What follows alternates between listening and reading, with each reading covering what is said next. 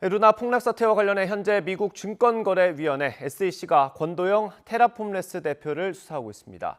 이곳의 내부 문서를 저희가 입수했습니다. 국내에서도 권 대표와 관련한 검찰 수사가 이어지고 있는 만큼 중요한 참고 자료가 될 걸로 보입니다. 자세한 내용 취재기자 연결해서 알아보겠습니다. 박희재 기자. 네, 기획탐사팀입니다. 네, 이 문서 내용부터 전해주시죠. 네, 먼저 의견서 제출 배경에 대해 간략히 살펴보면요.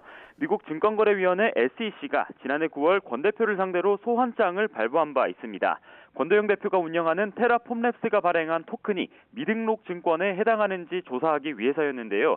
당시 권 대표 측이 불응하자 SEC가 뉴욕 지방법원에 소환 이행을 요구하는 소송을 제기한 겁니다. 이때 SEC 측에서 권 대표의 소환이 정당하다는 내용을 알리기 위해 미국 증권거래법 위반 여부 등이 담긴 의견서를 제출했습니다. 네, 의견서에 어떤 내용이 담겨 있습니까? 네, 테라폼랩스의 행위가 미국 증권거래법을 위반했다는 근거를 대고 있습니다. 테라폼랩스는 당시 여러 암호화폐 상품을 판매했는데요. 그 가운데는 미국 애플과 같이 우량 주식과 연동한 암호화폐 거래 서비스 미러 프로토콜도 포함됐습니다. SEC는 이 미러 프로토콜 이용자 가운데 미국인 비율을 15%로 파악하고 있는데요. 이 같은 사실은 테라폼랩스 직원 이메일을 확보해 알아낸 것으로 파악됐습니다. 이미 권 대표와 테라에 관한 SEC 수사가 상당 부분 이루어졌다고 볼 수 있는 대목입니다. 또 이를 근거로 미러 프로토콜이 제도권 금융상품과 다름없다는 점도 문제 삼고 있는데요. 사실상 미국 주식에 투자한 효과를 볼 수 있다고 광고까지 했다며 증거도 함께 제출했습니다. 증거로 제출된 유튜브 영상 내용 일부를 들어보겠습니다.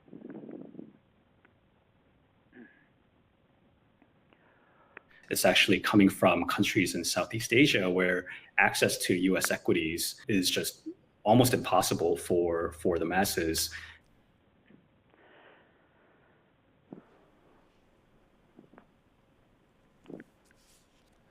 네, 그럼 권 대표 측은 어떤 입장입니까? 네, 당시 권 대표 측은 블록체인 환경에서 자발적으로 이루어지는 암호화폐 거래가 수사 대상이 될 수는 없다는 입장이었습니다. 또 유료 광고 등을 통해 거래를 유도한 적도 없다며 회사의 책임도 부인했습니다. 이와 함께 관할권 등을 이유로 당시 뉴욕 지방법원의 소환 이행 명령에도 반발했는데요.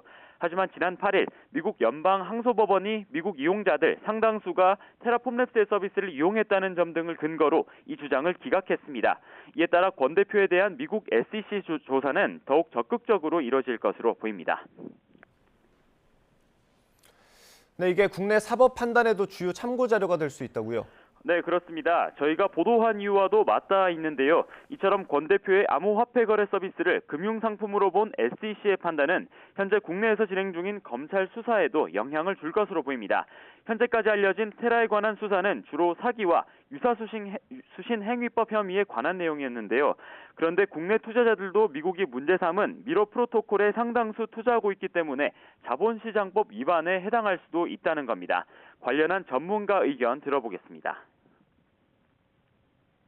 미국에서 지금 문제되고 있는 증권거래법 위반 이런 것들은 그대로 우리나라에서 적용이 될 거라고 보여지고요. 미러 프로토콜 같은 데 제출한 서류들에 면밀히 검토하면은 현재 검찰은 테라폼랩스 측에 거래 내역이 담긴 자료를 제출받는 방안을 추진하고 있는데요.